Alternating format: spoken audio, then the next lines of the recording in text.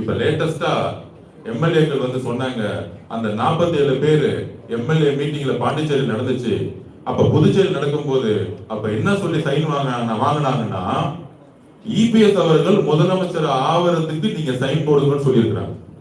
என்னுடைய கேள்வி அதிமுக பொதுச் செயலாளர் இபிஎஸ் அவர்களுக்கு, உங்களுடைய எம்எல்ஏ நம்பர் என்ன? உங்களுக்கு 118 பேர் நீங்க ஜெயிச்சிட்டீங்களா? மக்கள் உங்களுடைய தலைமையை 3வது இடத்துக்கு தூக்கி போட்டிருக்காங்க. 47 எம்எல்ஏ உருவாக்கி 47 எம்எல்ஏ வச்சிருக்கவங்க எப்படி முதலமைச்சரா ஆக முடியுங்கிற நம்பிக்கையோடு புதுச்சேரியில எம்எல்ஏ மீட்டிங்ல எப்படி நீங்க எல்லா 47 எம்எல்ஏ கிட்டையும் சைன் வாங்க முடியும்? இதுதான் சிபிஎஸ் சண்முகம் கேள்வி எழுப்பினார். இதுதான் விஜயபாஸ்கர் கேள்வி எழுப்பினார். 47 எம்எல்ஏ வச்சுக்கிட்டு எப்படி நீங்க முதலமைச்சர் ஆக முடியும்? அந்த மீட்டிங்ல உண்மையை சொல்லல. அதுக்கப்புறம் தான் தெரிய வந்துச்சு, திரு உதயநிதி அவர்களுடன் சேர்ந்து திரு உதயநிதி அவர்களை முதலமைச்சராக்கி திரு இபிஎஸ் அவர்கள் துணை முதலமைச்சர்.